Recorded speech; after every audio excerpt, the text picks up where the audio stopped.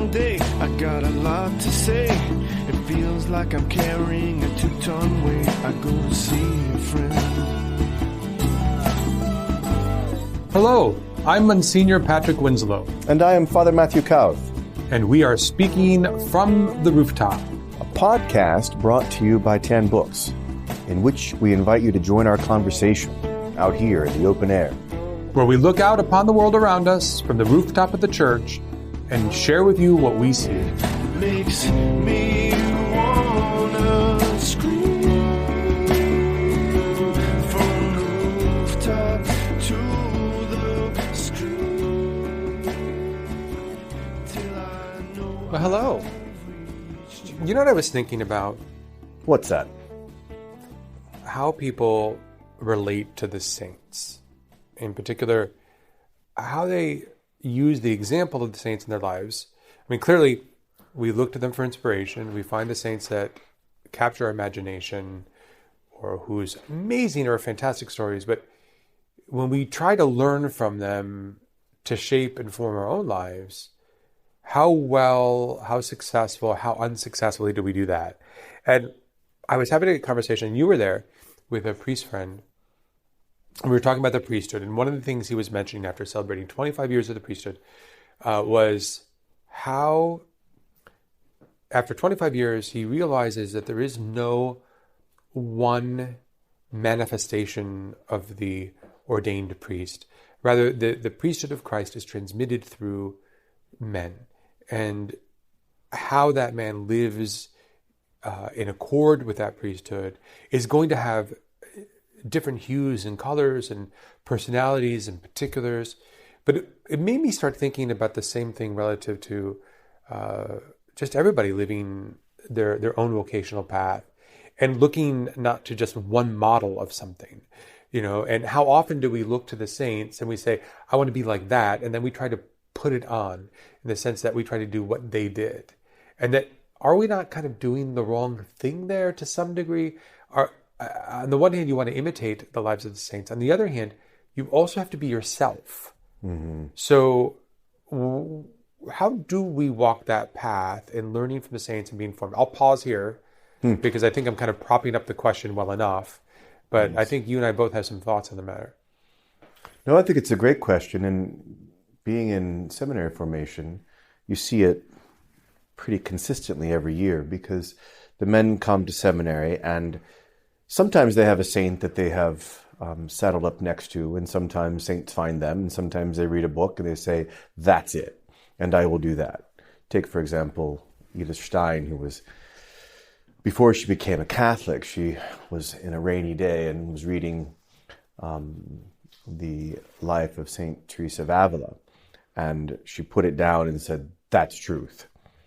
And for her, it was one of those revelatory moments where she realized that the faith was true. And she didn't necessarily become Saint Teresa of Avila, but she did, ironically, become a Carmelite. And so there's a fine line between imitation of the virtues and imitation of the actual person.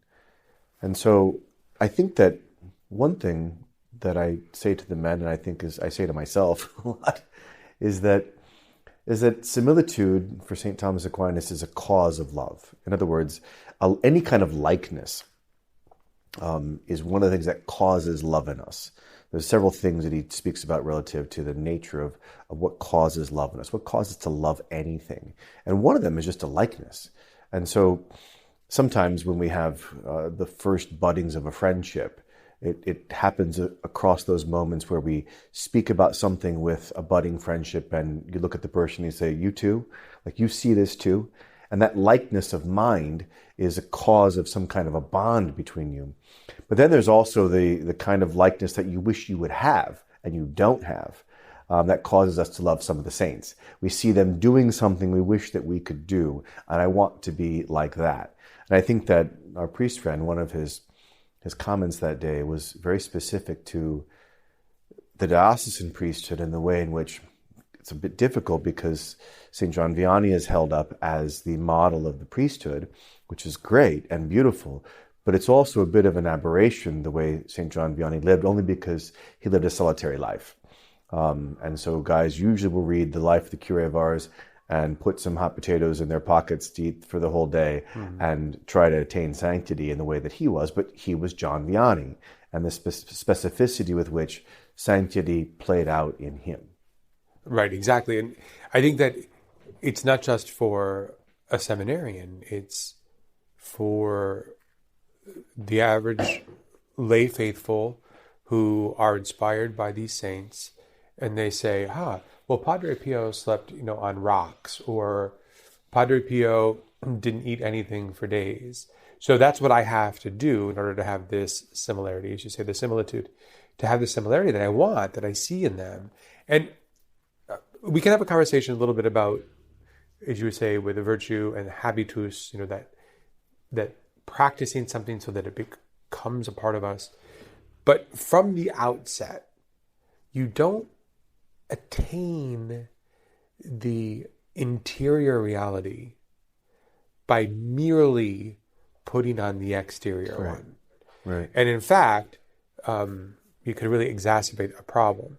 So, for example, let's say with a saint that they got up, 3 a.m. every night, and they did a holy hour and all sorts of ascetical practices, and then returned to bed for 1 more hour and then got up. And you think, well, that's what I want to be. I want to be like him, or I want to be like her. So I'm going to start doing that. Well, it won't work. You may have some benefits in the area of discipline. You may have some benefits in the area of sacrifice, but you're not going to become them because you can't. There's only one of them. Yeah. And that's where we have to kind of walk this balance between looking to the saints for inspiration and learning from them, but at the same time transposing it into our context, into our lives. And how do you do that? And I think a lot of people make mistakes. I think all of us can say that we've made mistakes in this regard, where we think just by the mimicking or the practicing that's what does it. Right. Whereas the actual exercise in the particular saint, whomever it is, was motivated by an attempt to love him in some fashion. And that's the thing we're supposed to be imitating, not the exact particular. Right, exactly. It's not just an action that we're doing. Yeah. It is an act of love. There is a real devotion. There is a real faith. But there's also particularity, like St. Philip Neri, right? I mean, wasn't he a character? Okay, absolutely. I mean, wasn't he just funny and humorous? He's a very difficult character to get right, because if you read just the sort of popular literature about him, you might be led to believe that he was nothing more than a buffoon, that made himself a buffoon for the purposes of humility. And while there is some truth in that, man was brilliant and very serious about serious things, but refused to take himself seriously. He took God very seriously. Well, as a funny man myself, if I would like to come to his defense that you take God very seriously. You can have a great sense of humor and be serious. Well, absolutely. And the point was that people took themselves very seriously, but not God. And so he wouldn't, in his sort of abject humility and desire not to be seen as something that he's not, something that God didn't make himself, but rather people saw him oftentimes, as they see all the saints, as someone who just willed very strongly and then became super holy. He would just destroy that in people in relative to their pride. And I think that it's a catch-22, as you say, because St. Paul even says, be imitators of me, as I am of Christ. That in the image of someone. And so I think people that take on the charism of a saint relative to joining the religious orders, because every religious order is in some fashion an aspect of the life of Christ that gets placed into relief. So the poverty of Christ the teacher, Christ the man of prayer, etc. So all the different religious orders are sort of bringing to the fore one aspect of the life of Christ. But even for the faithful, imagine that one of the things we always say about ourselves is that we become our father or become our mother, right? Things of that nature, because we imitate. We're mimetic beings by nature. We're always imitating other people because we don't know what to do. We just had our entrance of of our latest class, the golf class. For the seminary, you're talking For about. the seminary, yeah. And it's just, it's really enjoyable to watch them because there's so many customs in a house like a seminary that you don't realize, as there are in everyone's normal household.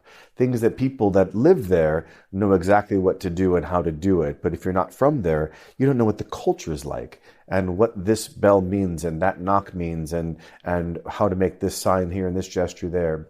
That everyone that lives here for a time just feels so relaxed and easy. But for them, they just watch everyone. And so I was at table today at lunch and watching them watch how everyone else ate and how everyone else did things because they don't want to be the odd person out. And there's something to be said for that kind of apprenticeship in the life of faith, in religious life, in the life of the family, that we are beings that need formation and need to have education to be let out of our particular ignorance and have capacities that potencies that are brought to reality, to actualization. So we have to imitate, but then at what point does the liftoff happen? That I've got this, but I'm not going to be you. In fact, I need to be me.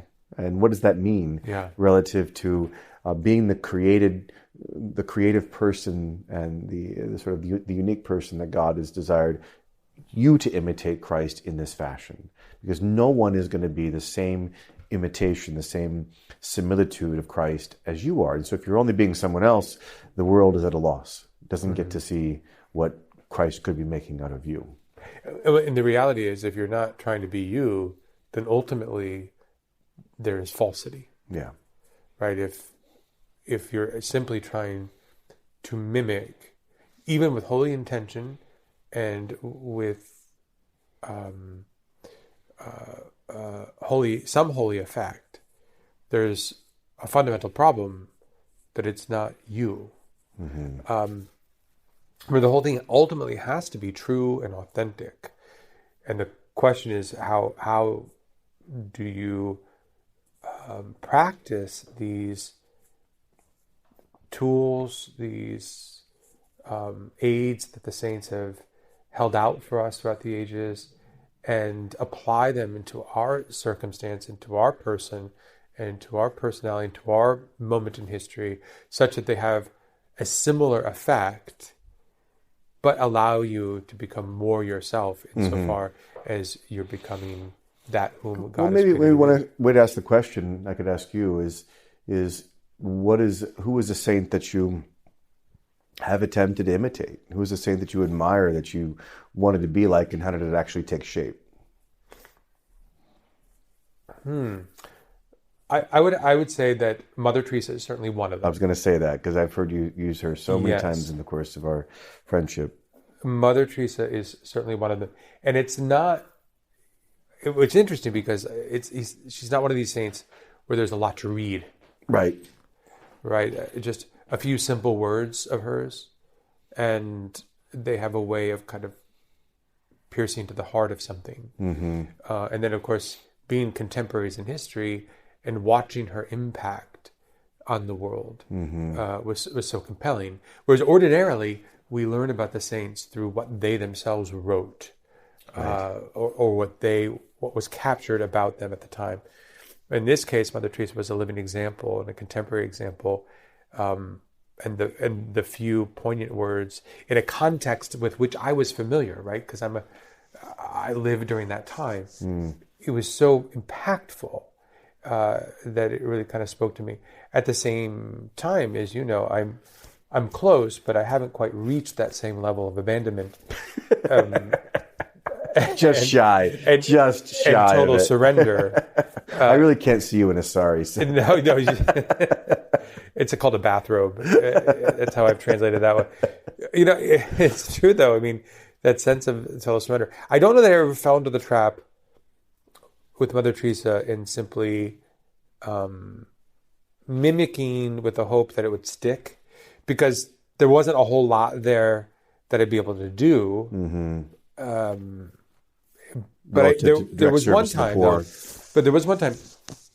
I came across in a little booklet that captured her words, whether they were written or spoken, and they were edited and they were put into sort of topical arrangement. And the one section called Humility, at the very beginning, it was an address on the topic of humility where the mother was speaking to her sisters, and she wanted to give practical means to being humble.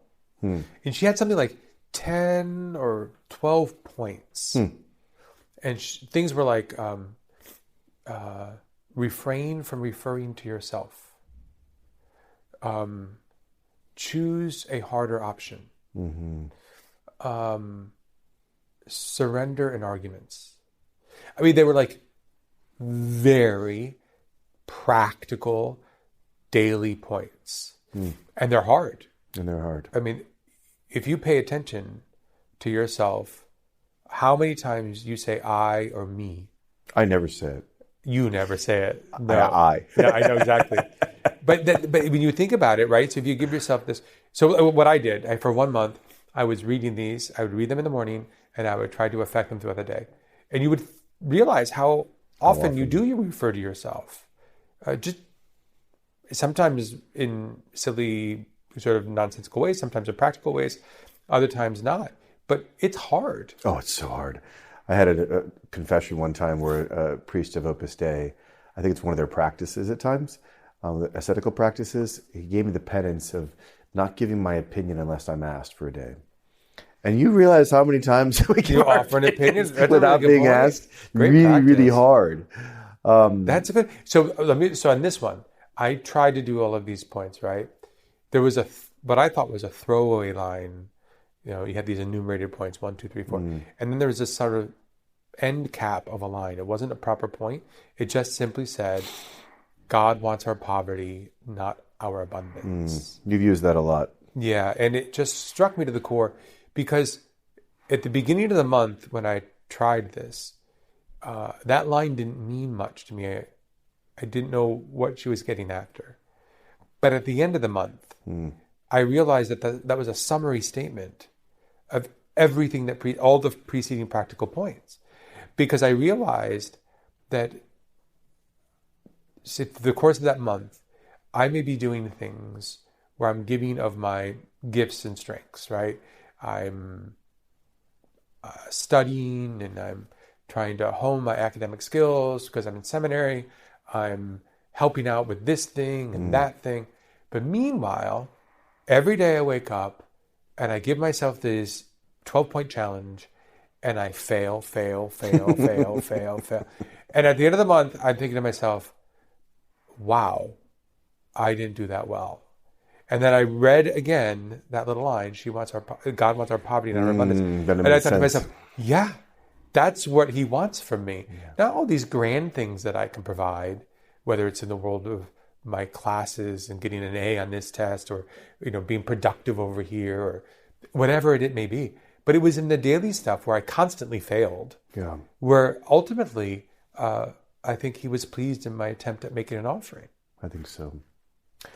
For me, I began seminary life with the reading of various saints. I was born on the feast of St. Francis of Assisi, and so I had read his life when I was 14, and I happened to be in Assisi, and so I just knocked on the door.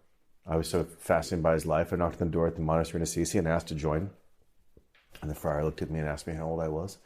I said I was 14. He said, go home and ask your mother. So that was the end of my Franciscan career. There you go. But I certainly was enamored by him. I don't think anyone that's ever read the life of St. Francis has not been enamored about the troubadour of God, the incredible, adventurous and seemingly incredibly generous figure. I don't know what word to kind of capture him by, but he's sort of larger than life.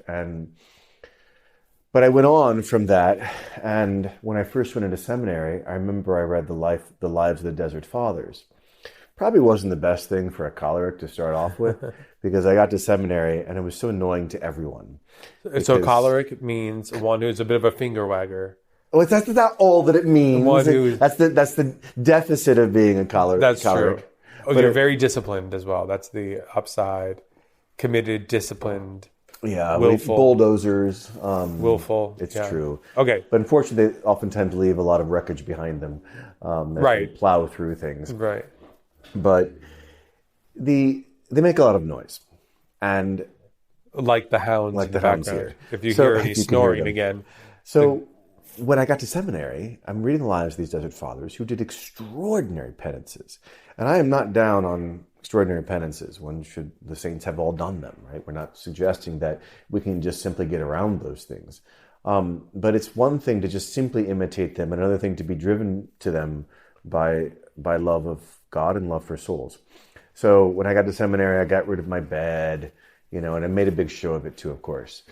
Carting that thing down the hall. I can't believe you people sleep on beds. And if someone was having a Snickers bar in the lounge, I'm like, basically they gave him gall to drink kind of stuff. And how dare you? Our Lord is suffering on the cross. And So basically, we would not have been friends. we would not have been friends. Between the Snicker bar and the bed, I would have been out. Well, it's one of the reasons we weren't friends for a while in the beginning, because I thought, no, this is not my kind of fella. He's got some I had a very comfortable room. couches. But I remember thinking to myself, at some point, it finally dawned on me that I was capable of doing some fairly extraordinary things that were disciplining of the body, because I was an athlete. You did that anyway. But I wasn't growing in any charity. I was a jerk to live with and just mean. And because I was tired all the time and I was hungry and I was just callous. It's the worst possible thing for some cholerics to be able to pull off great feats of penance, because we don't mortify the reason or mortify the will. St. Philip Neri used to put 3 fingers on his forehead and said, "This is the mortification you should do," which is the mortification of the mind. And that's kind of getting to some of the things that you're mentioning with Mother Teresa about surrendering in an argument or not giving your Choosing the opinion, harder or thing. choosing the harder thing. Well, choosing the harder thing is kind of Right. harder, Sometimes but- it can be more. Yeah. yeah, but I gravitated in the end toward not wanting to, but I felt like I got found rather than I found St. Catherine of Siena, and you recall that sort of time period in seminary where I really, really gravitated toward her, and it was specifically because of her insistence on dwelling in the cell of self-knowledge, and that's something I really could easily, or not easily, but desired and needed to imitate, to see oneself as they really are. But not just the cell of self-knowledge, but the cell, as she calls it. A cell is a room, not like a prison cell, but just a cell unto yourself, where like a religious has a room unto themselves to be able to go and be alone with God, your inner room, as it were. So the cell of self-knowledge and the knowledge of God, the 2 different rooms that you got to dwell in both. So, because if you don't see God, you'll fall into despair by just seeing yourself. But if you only see God and not yourself as you are, you fall into sort of presumption. That, for me, was something to imitate, and still is, that has brought me more incredible fruit. But I'm not a woman. I don't write letters to all the heads of state. I don't run around trying to get the Pope out of Avignon and back to Rome. I mean, none of the particulars do I imitate. Right. But the teaching of what she saw that was true for the soul is something that I could make my own. I've just started listening on Audible, the Audible books, Sigrid Undset's Catherine of Siena. Oh, very good. Is that a good Absolutely. version? Absolutely. Incredible. Yeah, so far it's been really illustrative and paints a beautiful picture. Of course, she can paint a picture. But I'm assuming that it's fairly well researched. Absolutely. That is a fantastic one. Johannes Jorgensen is a very, very fine biography on the life of St. Catherine. St. Philip Neri, of course, was another one that I was and am very enamored of, because he battles against my tendencies. So it's that desire of imitating something that I don't have. Right. His capacity not to take himself very seriously, and that's helped me tremendously, especially with the particular role that I have. But see, that's a good insight there, in the sense that it's not about one saint. I mean, all of them are inspiring, right? I mean, that's the bottom line. They're all inspiring. They're inspiring because we're all aspiring to the same. And they did so well, and they put life and color and hue to the whole thing, that even when they're contrasted with their previous life's failures, it's all the more inspiring, because you see the distance that they traveled, and so on and so forth. But when you look at one versus another and you say, this one's for me, it can be because there's something there that you wish to emulate that you don't, or there may be something that actually resonates, as you say, having similitude, but it's usually not just one, right?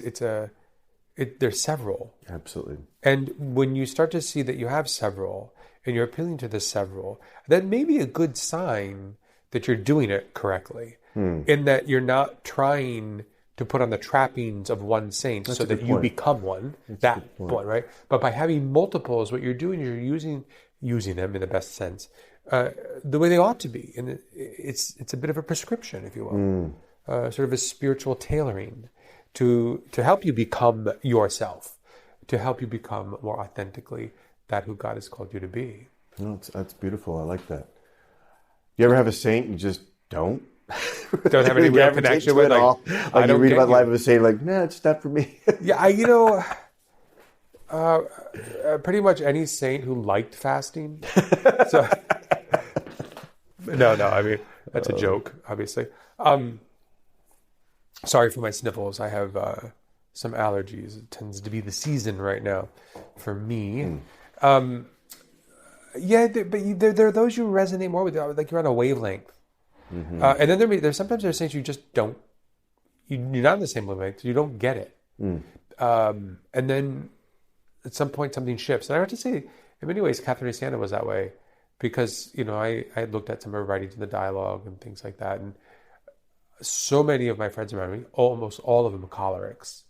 Yeah, sorry about that. Yeah, well, the choleric... She definitely is. The choleric and Catherine de Siena go hand in hand. Yeah. I mean, that is a glove and hand fit. But something struck me more recently, and I suddenly caught the same wavelength. And I said, I want more of that.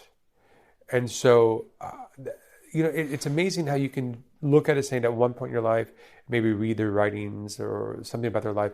It just doesn't click. It doesn't register. Yes. You're not in the same wavelength. But then later on, circumstances change. Your mind is in a different place. And then or something just hits you at the right moment, and you catch, for lack of a better word, that wavelength. Absolutely. And then at that point, you're in. Like, I want more of this. And I think that, we actually say in the Creed that we believe in the communion of saints. Yeah. Right? It's a belief. It's something that's de fide. We believe in that communion. And I think that sometimes we take for granted that we picked up this book at this time or what have you, and don't realize that the saints are the ones who are in pursuit. Like we talk about patron saints of X as persons that we go to for a particular petition. But it's also the other way around, insofar as saints are given, I think, souls and tasks to accomplish in their charity in heaven. And so I think that saints find us at different times in our lives to instruct us on certain things that we need. Then they can recede. You still love them, but they're not as potent as they were once, because it's not their job at that time. When they come back, they're always part of your pantheon of friends, as it were, but not so much to affect a certain chiseling in you that needs to happen at a given time. I mean, I certainly have always been enamored of St. Thomas Aquinas, and the more I read him, the more I am just amazed by him and St. Dominic and the various Dominican saints. But I realize as well that Dominic had a kind of light and a simplicity and a purity that I will never be able to imitate. One, because I simply don't have even remotely the amount of wattage that he had. But also, my life is different. I'm not given over as a full-time instructor. I do teach, but so I can't imitate that part. But what I can imitate in him is his devotion to seeing the truth, to finding the truth wherever it lies. And that's helped me as well, insofar as sometimes we get in our bunkers, in our camps, and I can't find truth from that person or that person or that person. We simply don't make distinctions. We want to generalize everything. We want to either affirm or deny. We don't want to make distinctions. And the breadth of his mind was only matched by the fact that he would pick up a grain of truth wherever he could find it. It was not prejudiced about it. So it allows you to dialogue and talk with anyone, to say, what do you know? What do you see?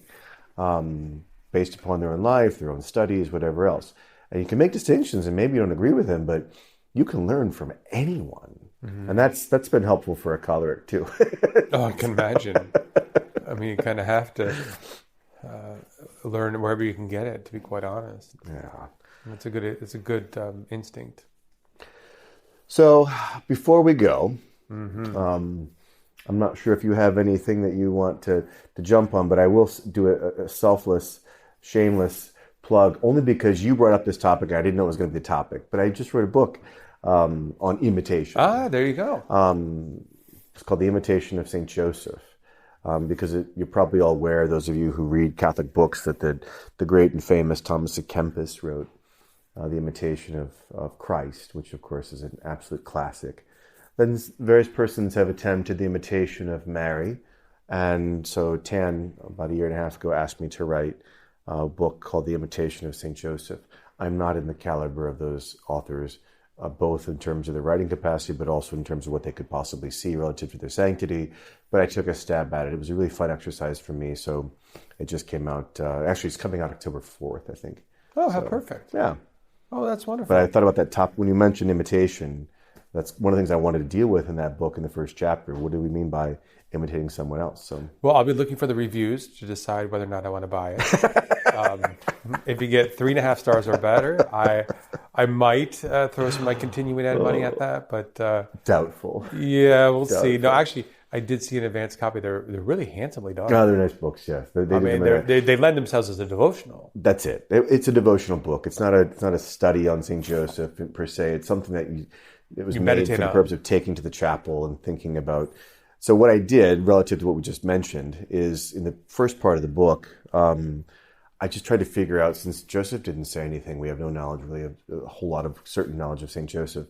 I tried to figure out what he saw. So who were the persons that he would have attempted to imitate?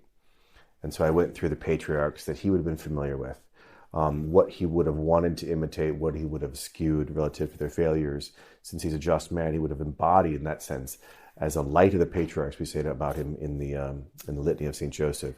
So he would have had all the virtues, as it were, of the patriarchs before him. So I tried to build something on that, and then I went from there. But it was fun. That sounds good. No, that's excellent. And that is sort of the genre and the literary form of one of the imitation books. Right. That it's meant for digesting slowly and reflectively, and not just once. Right. Repetitive, to read. And not just one copy. And not just one thousands of copies. Have them littered all around your home, in your various cars and boats, and wherever you can reach your arm, there should be one available. There should be one available. So, all right. Well, since we're sharing projects, I'm working on something far less creative and much, much more practical, and that is a practicing Catholic guide. The goal of it is to help people just understand the program of what it means to be a practicing Catholic. I think in years past, and we can talk about this as another time, or have another recording just about how things have shifted over the years in passing down the practices of the faith. But I think in years past, it was just inconceivable for someone to grow up in a Catholic home and not know the program, right? Yes. You do this, you do this, you do this. That doesn't mean it took deep root, but it means that you knew what you did and didn't do as a practicing Catholic. And you understood what your obligations were and where your rights were. But for some reason, over the past 50, 60 years, I think generationally, there are a lot of people who were raised Catholic, but never really got the practices relative to attendance at Mass. I mean, even if somebody had a sense that they're supposed to go to Mass on Sunday, they probably didn't get the whole notion that they're supposed to go on feast days, certain feast days, right? They may not have any awareness about reception of Holy Communion. They may have no awareness whatsoever with respect to the practice of an interior life or a prayer life. That's great. Or obligations in society. Book. Yeah, it's something that's kind of has say, this is what it means to be a practicing Catholic. And it's not my version of reality. I painstakingly tether it to the teachings and disciplines of the Church. Yeah, well said. In all of its footnotes and connections. So you can see that this isn't just Winslow's version of what it means to be Catholic. Yeah, because that version might be a little bit too easy. Well, That may be true. No, you tethered it, as you said. I tethered it. I tried to keep myself out of the it. Church. No, I think you even mentioned to me that you were going to call it a vade mecum, the kind of thing that you can take with you, and to be able to really have as a bit of a roadmap and a guide, and to say, okay, if I'm doing my examination of conscience, if I'm looking at my life, where am I with this? That's great. That's wonderful. What is it come out? What's that? Well, I'm in the final stages. As you know, I'm throwing you a version to take your hefty red pen to, and tried it out with a few people, regular lay faithful, and see how they receive it. Get some insights or thoughts or recommendations from them, so that it lands properly. And once I incorporate those bits of feedback, then I'll probably go to the same publisher as you have, TAM Books, and talk to them about putting it out there. Of course, they've been aware that I've been working on it. Right. They're the new sponsor of our podcast. That's right, exactly. So definitely take a look at the things that they're offering, because they're doing an amazing job at trying to meet the needs of the moment. The president, Conor Gallagher, we've known him for eons. And I've known him since he was in high school, and he said to me recently that he just wants to make books that make people's souls beautiful. Yeah, and books that help people's interior life, their holiness, their sanctity.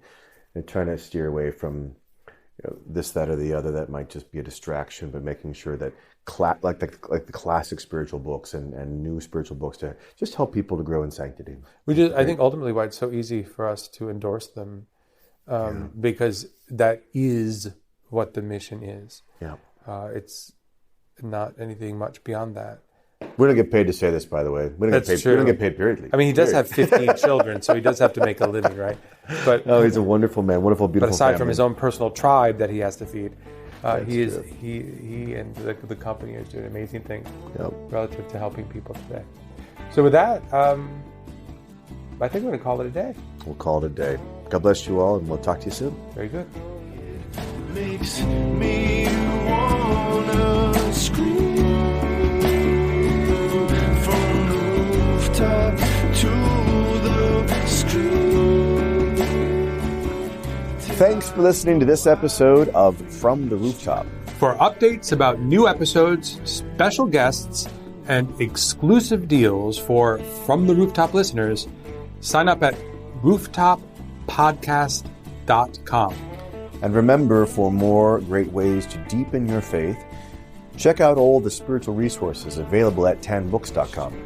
And we'll see you again next time From the Rooftop.